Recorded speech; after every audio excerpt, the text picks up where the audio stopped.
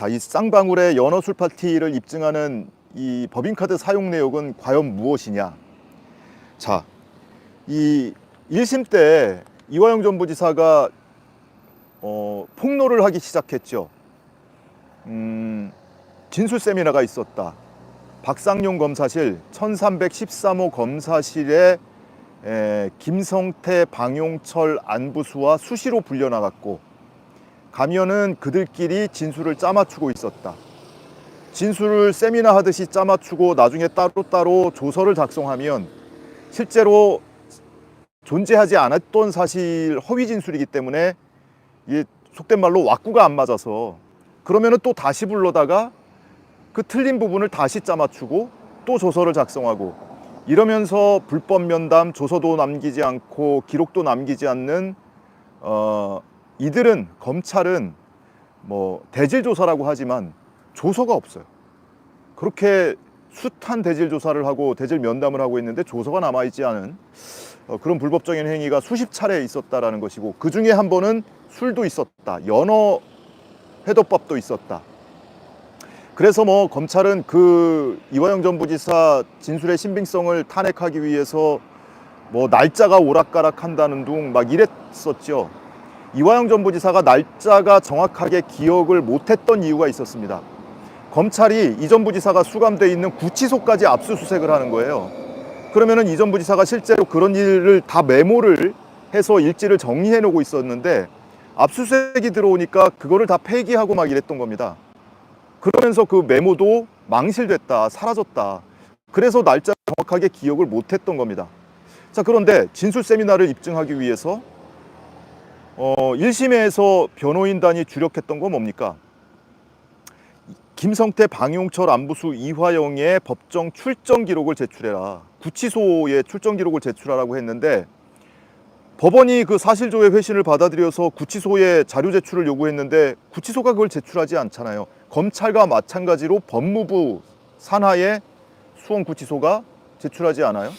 그러면서 법원이 제출하라는 건 제출을 안 하고 검찰한테만 뒷구멍으로 제출을 했죠.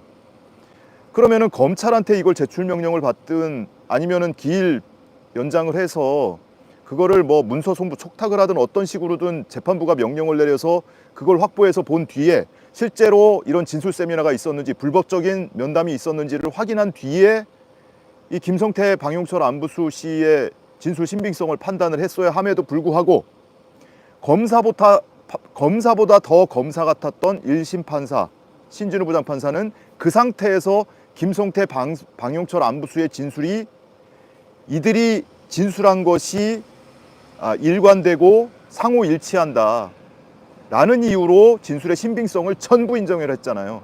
국정원 문건도 못 믿고 경기도 문건도 못 믿고 통일부 문건도 못 믿고 국정원 직원 그 블랙요원의 법정 직원도 못 믿지만 김성태, 방용철, 안부수의 진술은 믿을만하다. 왜? 견실한 중견기업 사업자니까.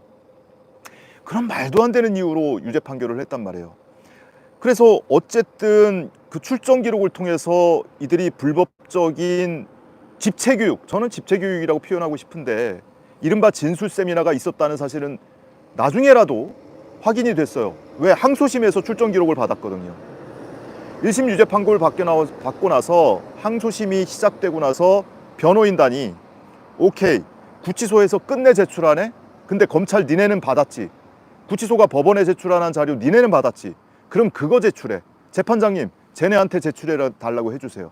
그래서 검찰의 자료를 재판부가 받았고 그걸 이 전 부지사 측 변호인단이 확보를 해서 이러한 날 진술 세미나가 있었어. 조서도 없고 기록도 남겨있지 않은데 한날 한시에 한 검사실에 출정을 했더라. 그게 수십 차례. 이 내용은 이미 전해드린 바가 있습니다. 진술 세미나가 있었다는 사실까지는 확인이 됐는데 그 활용 점정에 해당하는 연어 술 파티 그날이 언제냐, 실제 연어 술 파티가 있었냐, 이거를 입증을 못했던 겁니다. 그래서 또 하나의 방법을 생각해낸 거예요. 김성태 회장이 연어가 먹고 싶다면서 검찰청 앞에 있는 연어집에서 연어를 사오라고 시켰다고 하는데 그렇다면 직원이 나가서 사왔을 것인데 개인 카드를 쓰지는 않았을 것 아니냐. 법인카드를 썼을 가능성이 크다. 그러니 쌍방울 계열사의 법인카드 사용 내역을 사실 확인 조회 신청을 한 겁니다. 어디에? 카드회사에. 농협은행 카드 그리고 하나카드 두 군데 신청을 했는데, 농협카드는 최근에 일찌감치 제출이 됐어요. 거기에 기록이 없어요. 근데 하나카드는 엊그제 제출이 된 겁니다. 엊그제 하나카드에서 법원에 금융거래 내역을 제출한 거예요. 카드회사니까 카드 사용 내역이 제출된 거죠. 그거를 어제 밤 늦게 변호인이 꼼꼼히 분석을 하다 보니 연어 횟집에서 결제 내역이 나온 겁니다. 언제? 지난해 5월 29일 오후 5시 40분. 얼마? 49,100원. 이 결제 내역이 나와서 오늘 그 증거가 법원에 제출된 거예요. 의견서와 함께. 아주 쾌재를 불렀습니다. 그동안 연어술 파티 허위 주장이라고 검찰이 얼마나 난리를 떨었습니까? 날짜 오락가락한다. 근거 없다. 근데 근거 나왔어요. 이제 이거 어떡할 겁니까? 제가 오늘 그 연어집에서 점심을 먹었어요. 혼자. 그 연어집이 지금은 폐업했습니다. 지금은 삼계탕집으로 바뀌어 있어요. 구치소에서 호송차를 타고 검찰청사 요 바로 옆에가 수원지검이거든요. 수원지검 들어가다 보면 바로 왼쪽에, 진입로 왼쪽에 땡땡 연어라고 하는 연어집이 있었어요. 그래서 이 연어집은 일찌감치 특성이 됐었습니다. 그리고 그 집이 삼계탕집으로 바뀌어 있다는 얘기는 이미 제가 드린 바가 있어요. 김성태가 출정하면서 그 연어집을 보고 직원한테 얘기를 했다는 거예요. 오늘은 연어 먹고 싶다. 그래서 연어를 사왔고 거기서 소주도 먹었다. 이화영 전 부지사 표현에 의하면 얼굴이 불쾌해졌다. 벌개졌다라는 의미예요. 자, 이 내용이 특정된 겁니다. 이 기록을 증거로 제출하고 오늘 의견 진술을 했어요. 김광민 변호사가 천신만고 끝에 확보한 자료입니다. 정말 얼마나 검찰하고 싸우면서 이걸 어렵게 확보를 했는지. 더더구나 항소심에서 이 금융거래 조회를 했잖아요. 카드회사에. 그랬더니 검찰이 이거를 2월부터 뭐 예를 들면 8월까지 한 6, 7개월치를 제출해달라라고 제출을 했더니 검찰이 의견서를 내서 반대를 하는 겁니다. 기간을 특정해달라. 아니, 기간이 명확하지 않으니까 조금 폭넓게 확보를 하려고 한 건데 기간을 특정해달라. 그래서 김광민 변호사가 이 기간을 압축했어요. 5월부터 8월 걸 제출해달라. 5월부터 7월인가? 네, 5월부터 7월. 지난해 5월부터 7월까지 3개월치를 제출해달라. 그랬더니 검찰이 이번에는 날짜를 특정해달라. 자꾸 좁히는 거예요. 그물을 자꾸 넓히는 거죠, 거꾸로. 그래서 빠져나갈 틈새를 크게 키우는 거죠. 그 날짜를 자꾸 또 특정을 해달라고 해서 이전 부지사 측 김광민 변호사가 날짜를 또 특정해서 제출을 할까 하고 있는데 쌍방울에서도 그거 조회하면 안 된다고 주장을 했다는 거예요. 쌍방울에서 왜요? 아니, 검찰은 사건 조작을 하는 게 들통날까 봐 그랬다 치는데 쌍방울에서 왜 그래요? 다 진실대로 진술하고 있다면서요. 그러니까 검찰과 쌍방울 측, 김성태, 방용철 측이 한편이 돼서 이 조회를 극구 막으려고 했던 거예요. 근데 이미 재판장이 그 직전에 금융기관에 사실 확인 조회 공문을 보낸 겁니다. 카드 사용 내역 제출해달라고.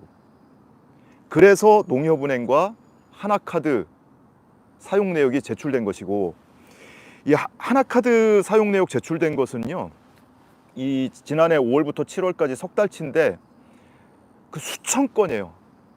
수천 건의 사용 내역이 제출됐고, 카드가 하나가 아닙니다. 카드가 굉장히 여러 개고, 그 중에는 5개 법인 쌍방울 계열사의 카드 사용 내역이 담겨 있는데 3개 법인의 사용 내역은 없고 2개 법인 주식회사 쌍방울, 주식회사 광림 이 2개 법인의 사용 내역이 제출됐는데 그 중에서도 주식회사 쌍방울 법인카드 사용 내역 중에 이 연어집 결제 내역이 나온 겁니다.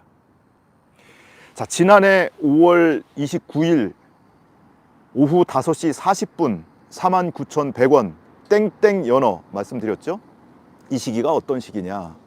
지난해 1월 15일에 김성태 전 회장이 태국에서 체포가 돼서 17일에 송환돼서 들어옵니다.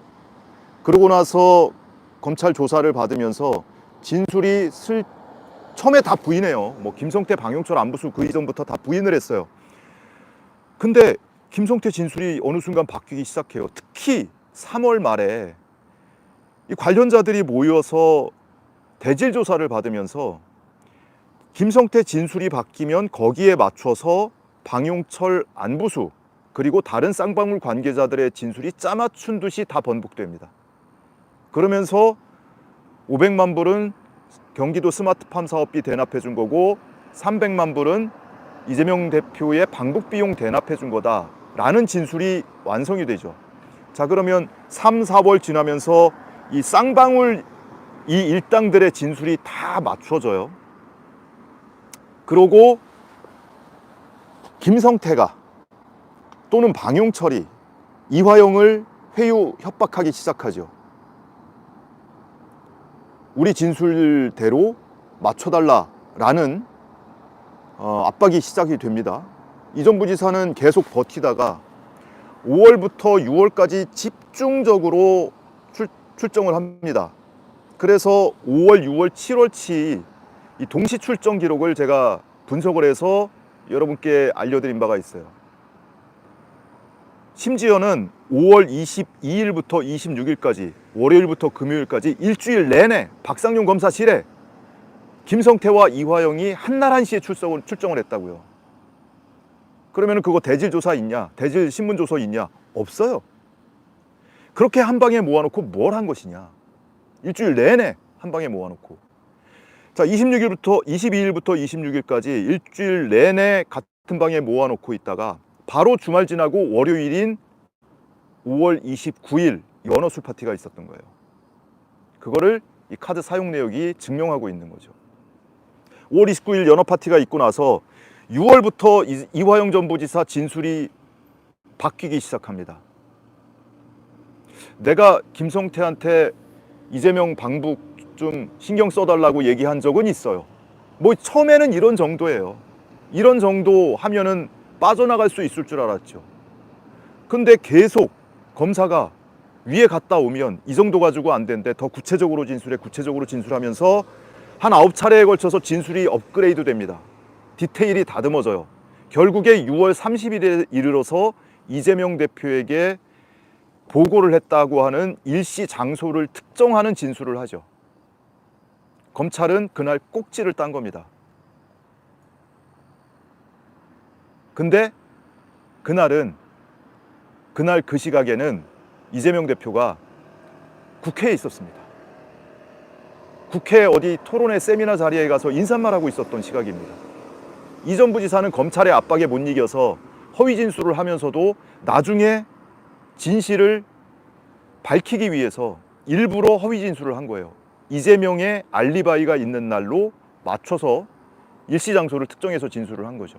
이거는 객관적 사실로 증명이 돼요. 실제 7월 29일 오전 10시에서 11시 사이에 보고를 했다라고 진술이 되어 있는데 그날 이재명 대표는 그 시각에 국회에 있었습니다. 자, 이렇게 6월 30일에 이화영 전 부지사가 진술하고 나서 갑자기 김성태 씨가 그 직후에 증언 의향서를 제출합니다. 검찰 통해서. 내가 지금 나가서 증언할게요. 증언 의향서를 제출하고 법정에 나와서 이 대북송금 사건에 관해서 진술을 해요. 진술하면서 초입에서 뭐라고 하냐면 김성태 씨가 내가 뇌물 이화영 전 부지사 관련 법인카드, 법인차량, 뭐 허위급여 뭐 이런 거에 대해서는 지금 헷갈려서 나중에 진술하겠습니다. 오늘은 대북송금 외국환거래법 관련한 증언만 하겠습니다. 그런 증언을 합니다. 근데 이화영 전 부지사 측에서 이화영 전 부지사의 6월에 작성된 9차례의 피의자 신문조서가 증거로 채택이 되려면 그 내용에 대해서 진술자 본인이 동의를 해야 되거든요. 개정 형사소송법에 따라서 그 내용에 대해서 동의를 하지 않으면 이거를 있는 그대로 증거로 채택할 수가 없어요. 근데 변호인단이 이건 아니라고 하고, 특히 이화영 전 부지사 배우자 백정화 여사가 법정에서 정신 차리라고, 왜 있지도 않은 일을 있다고 진술하냐고, 지금 무슨 일이 벌어지고 있는 건지 아냐고 큰 소리를 치고, 그러면서 변호인단이 싹 사임하고, 그 과정에서 기가 막힌 일이 벌어지죠. 변호인단이, 아니 백정화 여사가 해임 신고서를 제출하고 변호인단이 출석하지 않고 그나마 있던 변호인도 의견서 제출하면서 이거 증거 부동의합니다. 회유 협박에 의한 것이었습니다. 우리 더 이상 변론할 수 없습니다. 라면서 사인서 제출하고 나가거든요. 왜냐면 옆에 있는 이화영 전 부지사가 그거 나하고 상의 안 된 거라고 하니까 사임서 제출하고 나가요. 그 다음 법정에도 변호인이 없어요. 변호인이 없으면 이거 형사법정에서 증인신문을 할 수가 없거든요. 근데 그래서 오전 재판이 공전돼요. 근데 오후에 재판장이 오후에 다시 열겠다고 해놓고 재판장이 직권으로 국선 변호인 한 명 앉혀놔요. 그래놓고 김성태 증인신문을 한 거예요. 거기 그 자리에서 김성태 씨가 뭐 대북송금 사건이 어쩌고 뭐 이재명 대표 경선 때 뭐 1억 5천 내지 2억 원을 쪼개기 후원을 했네, 무슨 뭐 모친상 때 가서 얘기를 했는데 고맙다고 얘기를 듣고 왔네, 막 이런 얘기를 막 쏟아낸 거예요. 거기 앉아있는 꺼다놓은 보리자루 신세인 그 이모 국선 변호사, 이게 뭔 사건인지도 모르고 오는 사람이란 말이에요. 아, 뭐 쌍방울 뭐 대북송금 사건, 이 정도 제목은 알고 오겠죠. 사건 기록을 본 적이 있습니까, 그 사람이? 이게 무슨 내용에 대해서, 무슨 쟁점에 대해서 증인신문하는 건지 압니까? 이게 방어권이 보장되는 겁니까? 국선 한 명을 허수아비처럼 앉혀놓고 김성태 증인신문을 하고 김성태가 이런 증언을 쏟아냈다고요. 기가 막힌 거죠. 그러고 나서 결국에는 꾸역꾸역해서 백정화 여사가 사방팔방 뛰어다니면서 변호인들이 다 안 하려고 하니까, 수임을 안 하려고 하니까, 왜?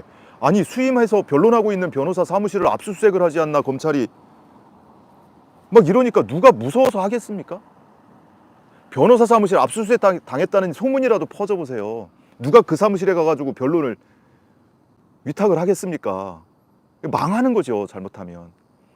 결국에는 김광민 변호사가 어렵게 선임이 됐고, 그 이후에 김현철 변호사가 선임이 됐고, 그리고 그 사이에 검찰은 국선 보강해서 빨리 진행해달라고, 일주일에 2번씩 공판해달라고, 사설 변호인이 없을 때 빨리 해치우고 싶었던 거죠.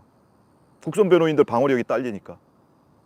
그리고 빨리 기록 검토하라고, 기록 복사하는데 시간 걸린다고 하니까 검찰이 국선 변호인 앞에 쪼로록 달려와가지고 그 기록 복사 우리가 해준다고, 그걸 법정에서 제가 목격을 했다고요. 세상에 그런 일이 어디 있습니까? 이런 일이 계속 진행이 된 거예요. 근데 결국에는 이화영 전 부지사가 정신 차리고 그거 허위 진술이었다, 김성태한테 협박받고 검찰 박상용 검사한테 압박받았다, 회유받았다 라면서 옥중 편지 발표하고, 결국에는 증거부동의 의견 재차내고, 증거부동의 의견 냈더니 재판부장이 어떡합니까? 마음 또 바뀔지 모르니까 그거 보류하겠다고.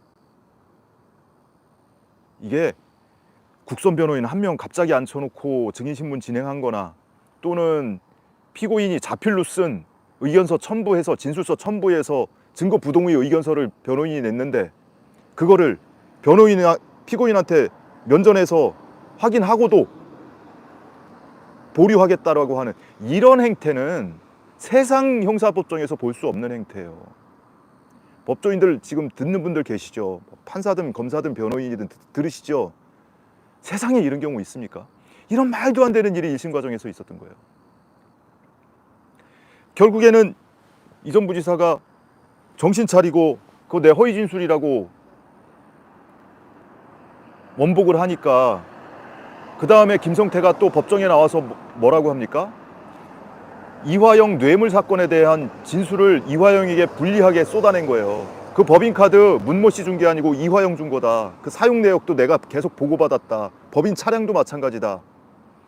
그러니까 이 전 부지사가 이미 검찰이 민주당이 오히려 회유하기 시작한 거다라고 주장하는 7월 13일 그 이전에 김용태 변호사한테 구치소 접견 과정에서 털어놨던 녹취록 여러분께 공개를 해드렸죠. 그 녹취록에서 이미 내가 회유 압박 받아서 이렇게 허위 진술하고 있습니다. 나 너무 괴롭습니다. 김성태가 이런 허위 폭로를 하려고 하고 있습니다. 이러면서 토로를 했잖아요. 근데 거기에서 김성태가 뭘 가지고 협박하고 있는지, 검찰이 뭘 가지고 회유 압박을 하고 있는지에 대해서 쭉 토로를 하고 있는데, 그 이후에 이화영 전 부지사가 말을 안 들으니까 실제로 그 협박이 실행된 겁니다. 검찰이 이화영 전 부지사 다른 건으로 추가 기소하죠. 이재명 대표 기소하죠. 그리고 김성태는 법정에 나와서 차례차례 이화영의 태도를 봐가면서 허위 진술을 법정에서 증언하죠. 이런 일이 1심 과정에서 진행이 됐던 거예요. 자, 그러니까 오늘 이 법정에 증거로 제출된 김광민 변호사가 천신만고 끝에 입수해서 제출한 마지막 결심 공판에서야 제출한 이 연어술 파티를 입증하는 쌍방울 법인카드 사용 내역, 이게 그러면은 어떤 법적 효력을 가지느냐. 첫 번째, 연어술 파티 실체했다 라는 사실 확인이 되죠. 두 번째, 그렇게 연어술 파티 없었다며요. 진술 세미나 같은 거 없었다며요. 근데 다 확인이 되죠. 더더구나 이게 여기서만 확인되는 게 아니고 안부수 씨 딸 카톡 기록으로도 확인이 되잖아요. 3월부터 쌍방울 관계자들 다 모여서 진술 짜맞추고 있었다고. 여러 단계에서 확인되는 거 아닙니까? 그러면은 가장 중요한 게 김방안 이 3인방의 3인성호, 허위 진술, 진술 조작 여부란 말이에요. 가장 직접적으로는 연어술 파티 진술 세미나 입증이 되는 거고, 그 다음 단계로는 이들의 진술 세미나를 통해서 허위 진술이 짜맞춰졌다 라는 게 입증이 되는 거죠. 우선 직접적으로. 그리고 뇌물과 정치자금법 사건도 마찬가지입니다. 이 뇌물의 대가성이 뭐냐, 직무 연관성이 뭐냐, 검찰이 주장하는 것은 대북 사업에 대한 쌍방울이 편의를 받으려고 한 것이다. 이화영은 대북 전문가였고 경기도 평화부지사였기 때문에 대북 사업에 대한 경기도의 지원과 보증을 목적으로 이런 뇌물과 정치자금을 준 것이다. 이게 연결돼 있거든요. 동떨어진 별개 사건이 아니에요. 이것까지 이들이 한 번복된 진술이 신빙성이 탄핵될 수 있는 겁니다. 그래서 오늘 제출된 이 주식회사 쌍방울의 법인카드 사용 내역 땡땡연어 결제 내역은 매우 큰 의미를 갖는다. 이 사건 전반에 영향을 미치는 일대 사건이다. 아니, 저는 김광민 변호사가 이 금융거래 조회 사실조회 신청한 걸 알고 있으니까 법정에서 계속 얘기가 나왔던 거니까요. 그래서 수시로 확인합니다. 그리고 일반인도 볼 수 있는 법원의 제출 서류 목록을 수시로 확인해요. 근데 농협은행이 제출했어요. 물어봤죠. 거기엔 관련 내용이 없대요. 나머지 하나카드가 제출이 돼야 되는데 하나카드가 제출이 안 되고 있는 겁니다. 엊그제 제출이 됐다고 기록이 딱 뜨더라고요. 그래서 물어봤어요, 전화해서. 이거 입수했냐, 확보했냐. 그랬더니 어제 그걸 가서 열람 등사를 받는다고 해요. 그런데 어제 밤 늦게 그 내용이 확인됐다는 겁니다. 자, 이제 여기까지 김광민 변호사가 진술을 했단 말이에요. 그럼 이제 검찰은 이 증거에 대해서 어떻게 의견을 진술하느냐. 검찰 의견 밝혀달라고 재판장이 지휘를 해요. 근데 검찰도 뭐 볼 여유가 많지는 않았던지 오케이, 인정할게요. 우리 상세한 거는 나중에 검토하고 의견서로 제출하겠습니다. 근데 오늘 변호인이 진술한 내용 중에 반박은 직접 좀 하겠습니다. 뭐냐? 왜 52,000원짜리 스페셜 연어 한 판이 49,100원이 됐는지. 물론 그 부분은 추정의 영역이에요. 아니, 메뉴 가격이, 그 당시 메뉴 가격이 이미 공개돼 있고, 근데 49,100원짜리 메뉴는 없을 거예요.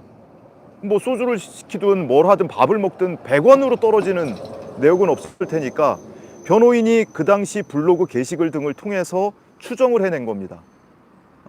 오픈 1주년 기념 이벤트 포장 할인 2,000원, 주차 할인 1,000원에 봉투값 100원을 더하면 49,100원이 나온다. 그랬더니 검찰이 한답시고 뭐라고 하냐면, 봉투값 100원 근거 자료 있냐고.